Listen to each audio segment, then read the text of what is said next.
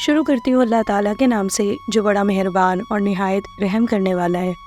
خواتین و حضرات، آج آپ کے حضور پیش ہے انتظار حسین کا لکھا افسانہ جس کا عنوان ہے کنکری۔ تو آئیے سماعت فرمائیے مصنف کی کہانی میری زبانی۔ اس کی آنکھوں میں اب تک نیند کی ایک ہلکی ہلکی کیفیت تیر رہی تھی۔ گرم بستر سے اٹھتے وقت اسے بڑی کوفت ہوئی تھی اور جاڑا بھی لگا تھا، لیکن اب چہرے پہ گرم گرم پانی کے چھپاکے مارتے ہوئے ایک لذت سی محسوس ہو رہی تھی۔ رات بستر میں لیٹتے ہی اس کی پٹ سے آنکھ لگ گئی تھی اور دن چڑھتے تک سوتا رہا تھا۔ تھکن اتر چکی تھی مگر جسم میں ایک دھیما میٹھا اضمحلال اب تک رینگ رہا تھا اور آنکھوں میں نشے کی سی ایک کیفیت۔ رات کا واقعہ اس کے ذہن سے اتر چکا تھا، کچھ اسی طرح جس طرح وہ بعض دفعہ رات کا خواب صبح کو بھول جاتا تھا اور لے دے کے کوئی ایک ادھورا فکرہ، کوئی کٹا پٹا دھندلا منظر یاد رہ جاتا تھا۔ وہ بھی ایک خواب ہی کی تھا۔ اندھیرے کھیتوں اور درختوں سے ہٹ کر آگ کا الاؤ، مولا کی کھچڑی، بالوں والی داڑھی اور جھریوں سے بھرا ہوا متفکر چہرہ، نشانہ چوک جاتا ہے، گولی گھلتی چلی جاتی ہے اور اس کے ساتھ شکاری۔ ایک دھندلی تصویر، ایک دھندلی گونج۔ اس نے سوچا کہ لوگوں نے بھی کیا کیا افسانے تراشے ہیں، اور اس خیال کے ساتھ ساری بات رفع دفع ہو گئی۔ منہ ہاتھ دھو کر اس نے تولیہ اٹھایا اور جب وہ منہ پوچھ کے اور بالوں میں بے پرواہی سے کنگھا کر کے ناشتے کی میز پہ آ کے بیٹھا تو وہ اپنے آپ کو پھول سا ہلکا محسوس کر رہا تھا۔ نیند کا وہ ہلکا نشہ تولیے کے لمس کے ساتھ ہی غائب سا ہو گیا تھا۔ اماں جی نے آڑے ہاتھوں لینا شروع کر دیا۔ کمبخت، یہ شکار کا جن اچھا سوار ہوا ہے، سارے کام پٹ ہو گئے، دن شکار رات شکار۔ اماں جی چپ ہو گئیں، وہ خاموشی سے سر جھکائے ناشتہ کرتا رہا۔ اماں جی دم لے کے پھر بولی، رات دن مارا مارا پھرے ہے، کھانے کا ہوش نہ پینے کی خبر، دیکھو تو صحیح کتنا سا منہ نکل آیا ہے۔ کیا؟ وہ چونک پڑا۔ ایک ساتھ اس کی نظر اماں جی کی طرف اٹھ گئی، مگر اماں جی رد عمل سے بے خبر اپنی ہانکے جا رہی تھی۔ بھلا غضب خدا کا، راتوں کو جنگلوں میں مارا مارا پھری ہے، تن بدن تک کا ہوش نہیں ہے، ایسے باول پن کا شوق ہم نے کاہے کو دیکھا تھا۔ اس نے نظریں جھکا کر پھر چائے پینی شروع کر دی تھی۔ اماں جی اسی طرح متوازن آواز میں، جس میں غصے کے ساتھ ہمدردی کی بھی جھلک تھی، اپنے جذبات کا اظہار کیے جا رہی تھی۔ ناشتے کے بعد وہ فوراً ہی خاموشی سے اٹھ کر اپنے کمرے میں چلا آیا اور نادانستہ طور پر سیدھا آئینے کے پاس جا کر کھڑا ہو گیا۔ اپنے چہرے کو دیکھتے دیکھتے جس پہ اسے کمزوری کی کوئی علامت نظر نہیں آئی، اسے اچانک اپنی اس حرکت کا احساس ہوا اور وہ فوراً آئینے کے سامنے سے ہٹ گیا۔ اس نے کرسی پہ بیٹھتے ہوئے بستر کی سرہانے سے گھڑی اٹھائی۔ وقت واقعی کافی ہو گیا تھا۔ کلائی پر گھڑی باندھتے ہوئے وہ بے خیالی میں کلائی کا جائزہ لینے لگا۔ اسے مبہم طور پر محسوس ہوا کہ کلائی تو اتنی ہی چوڑی ہے، دبلا وہ کہاں سے ہو گیا؟ مگر اسے پھر فوراً ہی خیال آیا کہ اس رو کا احساس ہو گیا، اور ایک ہلکے مدافع جھٹکے سے اس نے اس خیال کو دفع کر دیا۔ سامنے میز پہ سے اس نے وہ ناول اٹھا لیا جسے ایک رات میں ختم ہو جانا چاہیے تھا، لیکن جو محض شکار کی مصروفیتوں کی وجہ سے اب تک آدھا پڑھا گیا تھا۔ وہ آج اسے ختم کر لینا چاہتا تھا، لیکن 2 صفحے پڑھنے کے بعد اسے اچانک احساس ہوا کہ وہ محض لفظ پڑھ رہا ہے۔ اس نے پڑھے ہوئے ان 2 صفحوں کو پھر کہیں سے دیکھا اور جب واقعات کا تسلسل سمجھ میں آ گیا تو آگے پڑھنا شروع کر دیا۔ اس نے اب کی یہ احتیاط برتی تھی کہ دل ہی دل میں بآواز بلند فقروں کو پڑھتا جاتا تھا تاکہ بات ذہن نشین ہوتی چلی جائے۔ اس کی یہ احتیاط نتیجہ خیز نکلی۔ کہانی اس کو سمجھ میں آتی چلی جا رہی تھی، لیکن نہ جانے کیوں اس میں لطف پیدا نہیں ہوا تھا۔ وہ اب محض الفاظ کی منزل سے گزر کر محض واقعات پڑھ رہا تھا۔ رفتہ رفتہ اس کی گرم جوشی ٹھنڈی پڑنے لگی۔ آواز جو دل میں بلند ہو رہی تھی دھیمی پڑ گئی۔ فکروں کا باہمی ربط ٹوٹنے لگا۔ پھر لفظ فکروں کی لڑی سے بچھڑنے لگے، لفظ فکروں کی لڑی سے بچھڑ کر دھندلے پڑنے لگے، گھلنے لگے۔ رات کا واقعہ اسے پھر یاد آ رہا تھا۔ کالے درختوں اور اندھیرے کھیتوں سے ہٹ کر چلتا ہوا ایک الاؤ، رو رو کرتا رہٹ، جس کی آواز ایک ہی تسلسل کے ساتھ آئے چلی جا رہی تھی اور ایک غنودگی کی فضا پیدا کر رہی تھی، اور الاؤ میں آہستہ آہستہ چٹکتی ہوئی لکڑیاں، جس کی آگ کبھی اتنی دھیمی پڑ جاتی کہ سمدا اور مولا کنجڑے کے چہرے تک اس کی نظروں میں دھندلا جاتے، اور کبھی اتنی تیز ہو جاتی کہ ان کے چہرے سرخ سرخ لگنے لگتے اور خود اس کے چہرے کو آگ کی لپٹیں چھوتی ہوئی محسوس ہوتی۔ سمت کہہ رہا تھا، میاں میری جو پیڑ پہ نظر پڑی تو دل دھک سے رہ گیا، فوراً ذہن میں یہ بات آئی کہ پیچھے سے جا کے بندوق پکڑ لوں، مگر میں کھڑا کا کھڑا رہ گیا، پاؤں 100 من کے ہو گئے۔ وہ بے پرواہی سے ہنس دیا۔ مولا کنجڑا سوچتے ہوئے بولا، نہیں میاں میں نہ مانوں، ان دنوں تو دن رات ٹینٹ رو ہوں، مجھے تو کچھ بھی کبھی دکھائی نہ پڑا۔ سمت شش و پنچ میں پڑ گیا۔ اچھا تو بھائی میری ہی آنکھوں کو دھوکا ہوا ہوگا، اس وقت اندھیرا تو ضرور ہو چلا تھا، مگر مجھے نہیں سمت میاں، تمہیں وہم ہوا ہے۔ مولا کی آواز میں اس وقت بڑی سنجیدگی تھی، پھر وہ اس کی طرف مخاطب ہوا، نہیں میاں فکر مت کرو، سمت میاں کو وہم ہوا، اور جب وہ آوے ہیں تو ایک دن تھوڑا ہی آوے ہے، وہ تو پھر روز آوے ہے۔ مولا کے جواب میں وہ پھر اسی بے پرواہی سے ہنسا، مجھے افسوس ہو رہا ہے کہ میرا نشانہ خطا ہو گیا اور تم لوگ نہ جانے کہاں کہاں کی ہانک رہے ہو۔ سمت بہت سنجیدہ ہو کر بولا، کہاں کہاں کی ہانکنے کی بات نہیں ہے، کم وقت بہت منحوس جانور ہے۔ کیوں بھائی مولا؟ اس کی منحوسیت پن کی تو یہ سن لو کہ مولا اسی سوچ بھرے لہجے میں بولا، جس بستی میں جا کے بول دیا وہاں یہ سناٹا ہو گیا۔ مولا چپ ہو گیا، اس نے کڑی سے الاؤ کو کریدا اور تھوڑی سی چیٹیاں اس پہ جھونک دیں، چھمٹیاں چٹ پٹ بولنے لگی اور اس کے ساتھ آگ بھڑک اٹھی۔ مولا اور سمت کے چہرے ننھے شعلوں کی سرخی سے پھر دمک اٹھے۔ سمت کے چہرے پہ ایک ہراس آمیز حیرت کی کیفیت طاری تھی، مولا بھی سوچ میں ڈوبا ہوا تھا۔ وہ پھر آپ ہی آپ کہنے لگا، اس کی تو صورت ہی منحوس ہوئے ہے، ایک دفعہ کیا ہوا جی، اس نے پھر پھریری لی اور اس کا لہجہ اچانک تیز ہو گیا۔ پچھلے برس کی بات ہے، یہی دن تھا، میں گاؤں جا رہا تھا، ہو گئی رات، ڈول جا رہا تھا، ایک سامنے ایک ببول پہ کیا دیکھوں کہ یہ بڑا مرغی کے برابر، بس جی میں تو سنا کا کھا گیا، زمین نے پیر پکڑ لیے اور لاٹھی اٹھاؤں تو اٹھے نہیں۔ مولا چپ ہو کر کسی گہری سوچ میں ڈوب گیا اور اس کی نظریں الاؤ پہ جم گئی۔ سمت مولا کو تک رہا تھا، تکتا رہا، پھر آہستہ سے بولا، مگر سنے ہیں کہ اس پہ تو وار پڑتا ہی نہیں، کوئی چیز اس کے مارو وہ اسے چونچ میں داب کے اڑ جاوے گا اور ندی میں جا کے ڈال دیوے گا، وہ چیز گھلتی جاوے گی اور آدمی بھی گھلتا چلا جائے گا۔ مولا چپ ہو کر پھر کسی سوچ میں ڈوب گیا، مگر چند ہی لمحوں بعد پھر چونک اٹھا، سمت میاں تم نے علی کو تو دیکھا تھا نا؟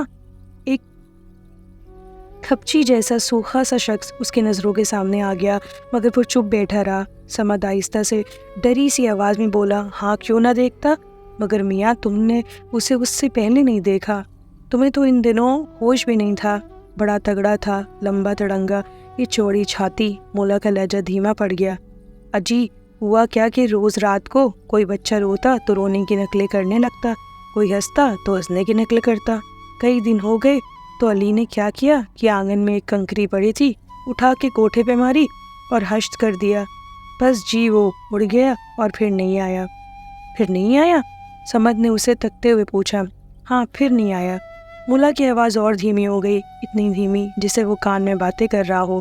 پھر نہیں آیا وہ، اور علی گھلتا چلا گیا، جیسے کنکری پانی میں پڑی گھل رہی ہو، آخر میں بالکل ہڈیوں کے مالا رہ گیا تھا۔ مولا چپ ہو گیا اور اس کی آنکھیں پھر الاؤ کی مندی پڑتی ہوئی آنکھ کو تکنے لگی۔ لپکتے لہراتے ننھے شعلے معدوم ہو چکے تھے، اندھیرے میں گھل گئے تھے، اور مولا اور سمت کے چہرے پھر اندھیرے میں ڈوبتے جا رہے تھے۔ میاں مگر میں ایک بات کہوں گا، مولا کی بھید بھری سوچ میں ڈوبی آواز آہستہ سے پھر ابھری، جب دونوں وقت مل رہے ہوں تو آپ کو بندوق نہیں چلانی چاہیے، اس وقت پیڑ آرام کرتے ہیں۔ مولا نے چھنپٹیوں کی ایک پکڑ پھر کے الاؤ میں جھونکی اور الاؤ کو گروتتے ہوئے پھر بڑبڑایا، پیڑ اس وقت آرام کرتے ہیں، ان کی نیند میں خلل نہیں ڈالنا چاہیے۔ مولا ہو، اندھیرے کھیتوں میں دور سے ایک آواز بلند ہوئی، پانی کاٹ دے۔ مولا نے زور سے آواز لگائی، او ہو، اور اس کی آواز دور تک گونجتی چلی گئی۔ چھیمٹیاں ایک ساتھ زور زور سے چٹکنے لگی تھیں اور چنگاریاں اچٹ کر اندھیرے میں بکھر رہی تھیں۔ ایک چنگاری اس کے گال پر آ کر لگی، گال پھنک اٹھا اور ہاتھ ایک ساتھ منہ کی طرف اٹھا۔ وہ ہڑبڑا اٹھا، گری ہوئی کتاب اٹھا کر اس نے جلدی صفحے الٹنے پلٹنے شروع کیے۔ وہ اس صفحے کو ٹٹول رہا تھا جہاں سے اس نے چھوڑا تھا۔ کئی بار کوشش کے باوجود جب وہ کتاب پر توجہ نہ دے سکا تو اسے خیال آیا کہ وہ شکار سے رات دیر سے پلٹا تھا اور دیر سے آنکھ کھلنے کے باوجود اس کی نیند پوری نہیں ہوئی ہے۔ کتاب میز پر رکھ کر وہ آہستہ سے اپنے نرم گرم بستر میں گھس گیا۔ نیند اسے نہیں آ رہی تھی، پھر بھی نرم لحاف کے اندر اس کے اعضاء کو ایک آسودگی سی محسوس ہو رہی تھی۔ خواہ مخواہ کا چکر، وہ سوچنے لگا، گولیاں کئی ضائع ہو گئیں اور گرا کچھ بھی نہیں۔ عجب منحوس دن تھا، منحوس، عجب کھٹب لفظ ہے، بے رنگ، ٹیڑھی میڑھی سی شکل، مکڑی کا جالا، سوکھا سوکھا اڑے آڑے ترچھے لنڈ منڈ گدوں والا درخت، اور اس کی نگاہوں کے سامنے واقعی اس شکل کے درخت کی تصویر بننے لگی۔ شام کا جھٹپٹا سوکھا ساکھا سا ایک درخت، ننگی ہوتی ہوئی شاخیں، اوپر کی شاخ پر ایک پرند جسے مٹی کا بڑا سا ڈھیلا رکھا ہے، آخر خالی ہاتھ تو گھر نہیں لوٹنا ہے۔ اس نے بندوق کی نال بلند کی اور اندھا دھند فائر کر دیا، اور شام کے سناٹے میں گولی کی تڑاکے دار آواز گونجتی گرجتی، خیال کی لہر تیزی سے پیچ کھاتا ہوا بھنور بن کر ایک دم سے بکھر گئی۔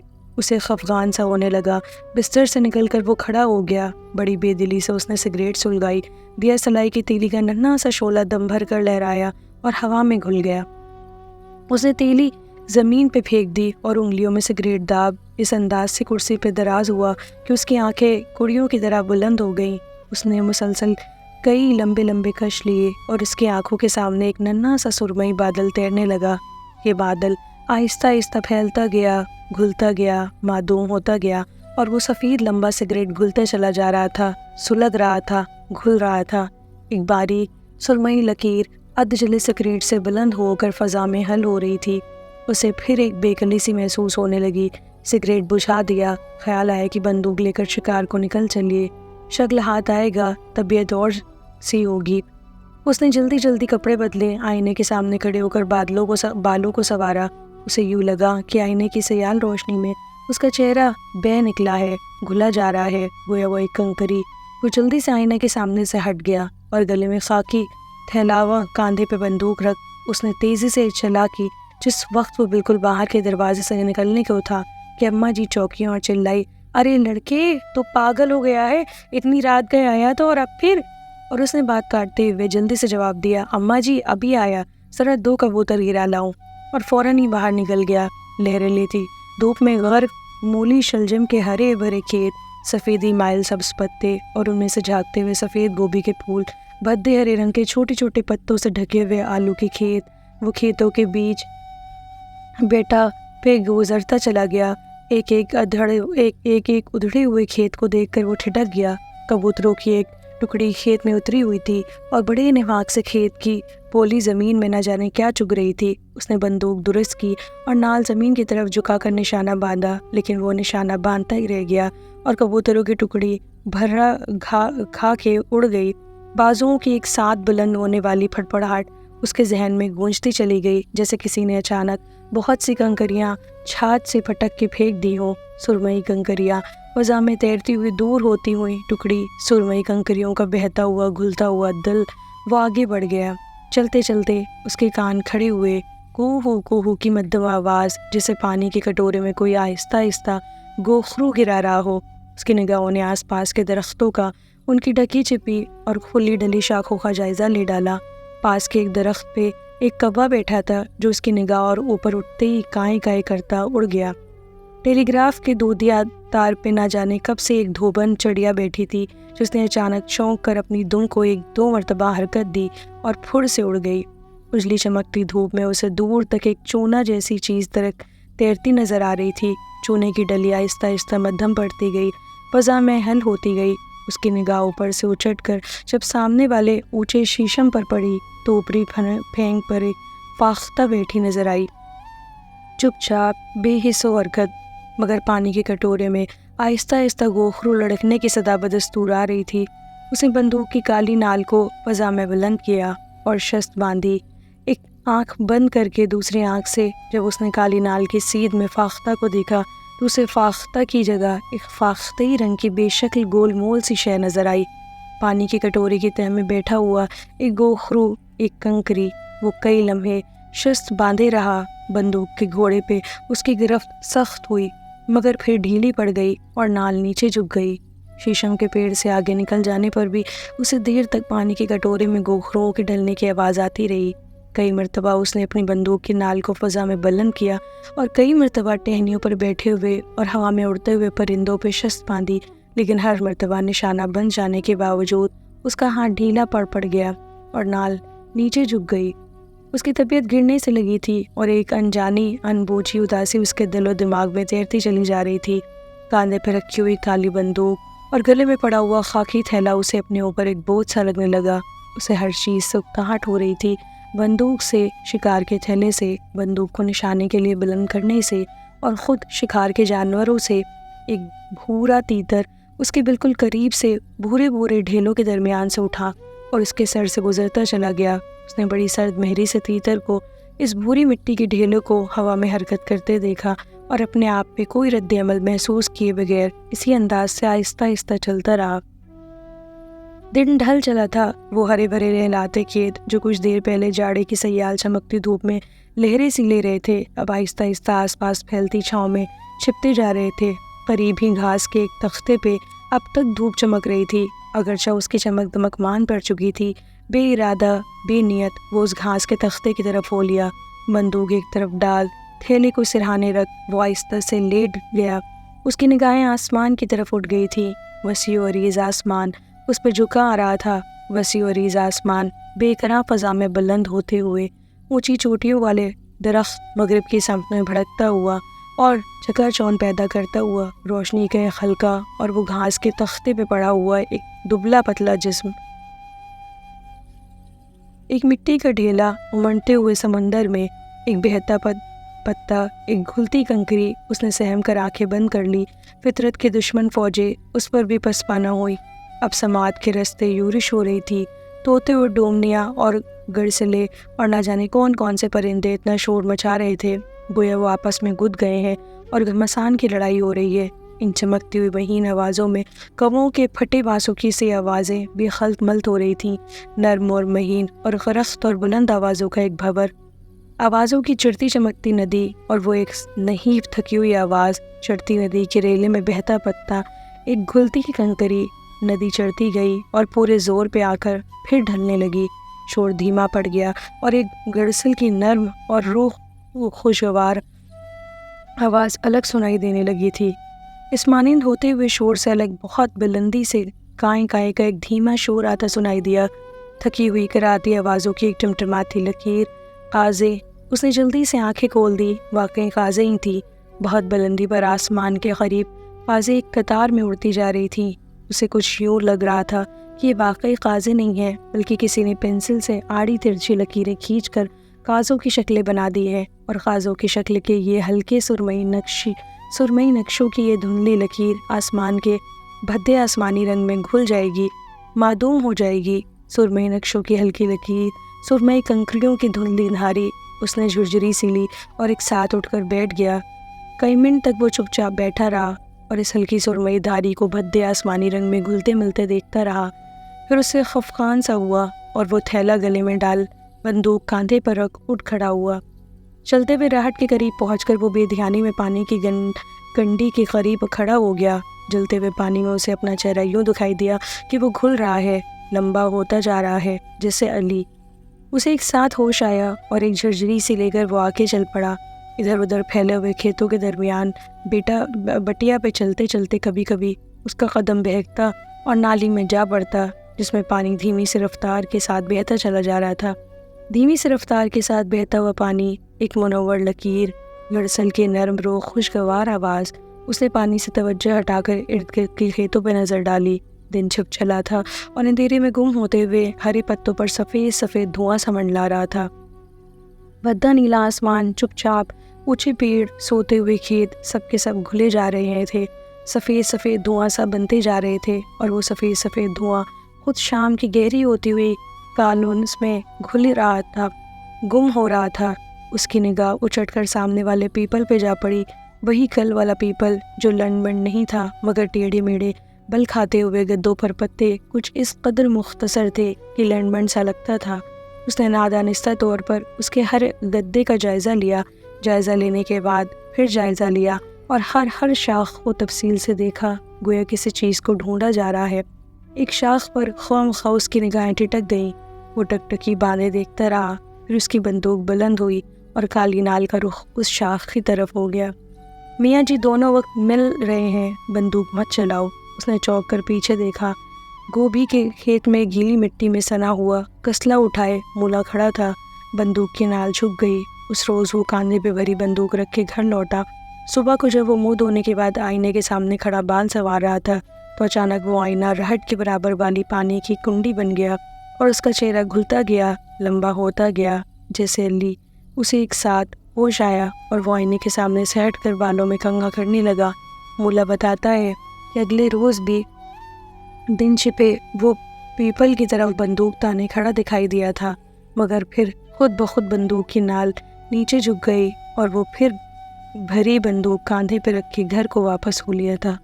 بہت شکریہ، جلد ملتے ہیں ایک نئے افسانے کے ساتھ، تب تک کے لیے سنتے رہیے، خوش رہیے، پیار